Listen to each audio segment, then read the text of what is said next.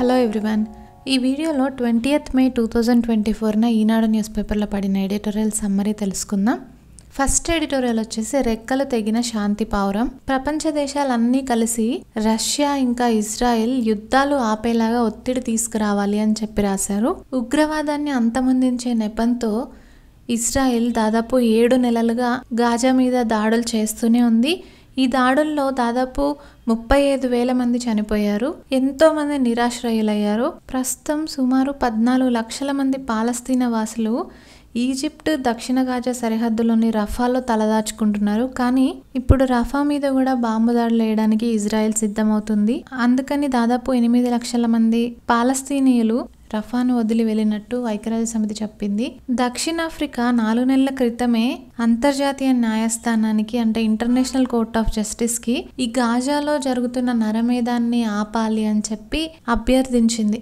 ఇప్పుడు కూడా రఫాని టార్గెట్ చేయడం కూడా ఆపాలి అని చెప్పి ఇంటర్నేషనల్ కోర్ట్ ఆఫ్ జస్టిస్ని అభ్యర్థిస్తుంది. కానీ ఏం ఫలితం లేదు. అమెరికా ఏమో రఫాపై దాడిని ఆపేందుకే ఇజ్రాయెల్కి మేము ఆయుధాల సరఫరా ఆపేశాము అని చెప్పింది. కానీ అమెరికా ఇప్పటి వరకు సప్లై చేసిన ఆయుధాలతోనే ఇజ్రాయెల్ రఫా మీద దాడికి దిగబోతోంది. అయితే ఉత్తర గాజాలో హమాస్ ఉగ్రవాదులు, లెబనాన్లో హెజ్బొల్లా ఉగ్రవాదులు, ఇంకా ఎర్ర సముద్రంలో హౌతీలు, ఇలా ఉగ్రవాద సంస్థలు ఇజ్రాయెల్కి సవాలు విసురుతున్నాయి. ఈ విధంగా యుద్ధం అనేది ఇంకా ఎక్కువ అవుతూనే ఉంది. కాబట్టి ప్రపంచ దేశాలు అన్నీ కలిసి ఐక్యరాజ్య సమితి నేతృత్వంలో ఇజ్రాయెల్ని యుద్ధం ఆపేలాగా ఒత్తిడి తీసుకురావాలి. ఇజ్రాయెల్ మీద మాత్రమే కాకుండా రష్యా మీద కూడా, యుక్రెయిన్ మీద యుద్ధం ఆపేలాగా ఒత్తిడి తీసుకురావాలి. తర్వాత ఎడిటోరియల్ మేటి నైపుణ్యాలతో ఉద్యోగ భద్రత. ఐటీ రంగంలో ఉద్యోగ భద్రత ప్రశ్నార్థకంగా మారకుండా చూసుకోవాలి అని చెప్పి రాశారు. ఐటీ రంగం మీద అంతర్జాతీయ పరిస్థితుల ప్రభావం ఉంటుందని మనకు తెలుసు కదా. అమెరికా, ఐరోపా దేశాల్లో ఆర్థిక పరిస్థితులు బాగున్నప్పుడు ఐటీ రంగంలో అవకాశాలు పుష్కలంగా ఉంటాయి. కానీ అక్కడ ఆర్థిక పరిస్థితులు అంతగా బాగాలేనప్పుడు ఇక్కడ ఐటీ రంగంలో ఉద్యోగాల తొలగింపులు, లేదంటే కొత్త ఉద్యోగ అవకాశాలు లేకపోవడం, ఇలా అంతా కూడా జరుగుతుంది. ఈ విధంగా ఐటీ రంగం మీద అంతర్జాతీయ పరిస్థితుల ప్రభావం అయితే చాలా ఉంటుంది. ముఖ్యంగా ఇప్పుడు అమెరికాలో పెరిగిన వడ్డీ రేట్లు, ఇంకా ఆర్థిక మందగమనం వల్ల ఐటీ రంగం మీద చాలా ప్రభావం పడింది. ఎంతగా అంటే గత 2 సంవత్సరాల్లో భారత ఐటీ పరిశ్రమ అతి స్వల్ప ఆదాయాన్ని మాత్రమే తెచ్చుకోగలిగింది. 2024 నుంచి 25 ఆర్థిక సంవత్సరంలో కూడా వృద్ధి ఇదే స్థాయిలో ఉంటుంది అని చెప్పి క్రిసిల్ అనే సంస్థ అంచనా వేస్తుంది. ఇలాంటి పరిస్థితుల్లో ఐటీ రంగంలో ఉద్యోగ భద్రత తగ్గిపోతుంది. కాబట్టి ఏం స్టెప్స్ తీసుకోవాలంటే ఐటీ సంస్థలు స్వదేశీ పరిశ్రమలు, సంస్థలని క్లయింట్లుగా చేసుకోవడానికి ప్రయత్నించాలి. ఇంకా చదువు పూర్తి చేసుకొని బయటకు వస్తున్న పిల్లలు ప్రస్తుతం పరిశ్రమకు అవసరమైన నైపుణ్యాలు నేర్చుకుంటూ ఉండాలి. అంతేకాకుండా కాలేజెస్లో పిల్లలకి పూర్తిగా ఐటీ రంగం మీదనే ఆధారపడకుండా ఉండేలాగా, వేరే రంగాల్లో ఆపర్చునిటీస్ని కూడా అందుకునేలాగా నైపుణ్యాలని నేర్పించాలి. ఈ స్టెప్స్ తీసుకున్నట్టయితే ఐటీ రంగంలో ఉద్యోగ భద్రత ప్రశ్నార్థకంగా మారకుండా ఉంటుంది. ఈ ఎడిటోరియల్ ప్రొఫెసర్ బి రామకృష్ణరావు గారు రాశారు. తర్వాత ఎడిటోరియల్ క్రికెట్ పందెం ప్రాణ సంకటం. క్రికెట్ బెట్టింగ్ వల్ల ఎంతో మంది అప్పుల్లో కూరుకుపోతున్నారు. ఇలా జరగకుండా ప్రభుత్వం చర్యలు తీసుకోవాలి అని చెప్పి రాశారు.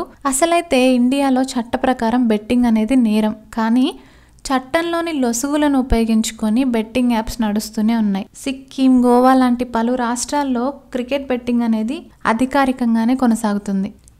అంతేకాకుండా సెలబ్రిటీలతో ప్రచారం చేసి ఈ బెట్టింగ్ యాప్స్ యువతని జూదానికి బానిసలాగా మారుస్తున్నాయి. ఎంతో మంది యువకులు బెట్టింగ్లలో డబ్బులు పెట్టి అప్పుల పాలైపోయి కుంగుబాటుకు లోనవుతున్నారు. కాబట్టి బెట్టింగ్లతో తలెత్తే నష్టాల గురించి అవగాహన కార్యక్రమాలు నిర్వహించడం అనేది చాలా ఇంపార్టెంట్. ముఖ్యంగా కాలేజెస్లోనే ఈ అవగాహన కార్యక్రమాలు నిర్వహించినట్టయితే యువకులు ఈ బెట్టింగ్ ట్రాప్లో పడకుండా ఉంటారు. ఈ ఎడిటోరియల్ దాస్యం వెంకట వంశీకృష్ణ గారు రాశారు. నెక్స్ట్ ఎడిటోరియల్ వచ్చేసి హద్దు మీరుతున్న పెడసరం. షెక్స్గామ్ లోయలో చైనా అక్రమంగా నిర్మాణాలు చేపట్టడం ఇండియా భద్రతకు ఇబ్బందిగా పరిణమించే ప్రమాదం ఉంది అని చెప్పి రాశారు.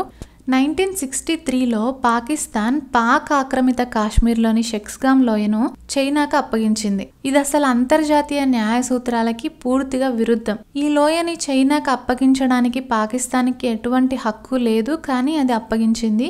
ఇప్పుడేమో చైనా దాంట్లో అక్రమంగా నిర్మాణాలు చేస్తుంది. అసలు కాశ్మీర్ సమస్య ఎలా వచ్చింది అనంటే 1947లో కాశ్మీర్ రాజు హరి సింగ్ కాశ్మీర్ స్వతంత్రంగా ఉండాలి అని చెప్పి అనుకున్నారు. కానీ పాకిస్తాన్ సైన్యం సైన్యం గిరిజన తెగలతో కలిసి కాశ్మీర్ మీద యుద్ధానికి దిగింది. అప్పుడు కాశ్మీర్ ని భారత్ లోకి విలీనం చేయడంతో మన మిలిటరీ కూడా రంగంలోకి దిగింది. అలా రెండు దేశాల మధ్య యుద్ధం జరుగుతుండడంతో ఐక్యరాజ్య సమితి జోక్యం చేసుకొని ఒక నియంత్రణ రేఖని ఏర్పాటు చేసింది. అప్పటి నుంచి ఆ సమస్యకి పూర్తి పరిష్కారం అయితే ఇప్పటి వరకు లభించలేదు. తర్వాత 1950s నుంచి చైనా దృష్టి ఆ ప్రాంతం మీద పడింది. అప్పటి నుంచి సరిహద్దులకు సంబంధించి చిన్నపాటి ఘటనలు అయితే జరుగుతూనే ఉన్నాయి. కానీ 1963లో పాకిస్తాన్ ఏకంగా పాక్ ఆక్రమిత కాశ్మీర్లోని షెక్స్గామ్ లోయని చైనాకు అప్పగించేసింది. భారతదేశం ఎన్నిసార్లు అభ్యంతరం తెలిపినా కూడా ఈ రెండు దేశాలు కూడా సమాధానం అయితే ఇవ్వలేదు. ఇప్పటికే సిపెక్ రహదారి అంటే చైనా పాకిస్తాన్ ఎకనామిక్ కారిడార్ రహదారి పాక్ ఆక్రమిత కాశ్మీర్ గుండానే వెళ్తుంది. ఇప్పుడేమో షెక్స్గామ్ లోయలో కూడా చైనా అక్రమంగా నిర్మాణాలను అయితే చేస్తుంది. దీనివల్ల భవిష్యత్తులో ఈ లోయలో చైనా స్థావరాలు నెలకొల్పే అవకాశం ఉంది. అంతేకాకుండా ఏదైనా కాన్ఫ్లిక్ట్స్ వచ్చినప్పుడు చైనా త్వరగా దాని మిలిటరీని తీసుకొచ్చే ప్రమాదం ఉంది. కాబట్టి ఇండియా ఈ లోయకు దగ్గరున్న సియాచిన్ స్థావరాల్ని మరింతగా బలోపేతం చేయాలి. అంతేకాకుండా నిరంతర నిఘా ఇంకా సైనిక దళాల అప్రమత్తత ద్వారా మనం చైనాని అడ్డుకోగలుగుతాం. ఈ ఎడిటోరియల్ కె శ్రీధర్ గారు రాశారు. That's it for this video. This is Aparna. Thank you for listening.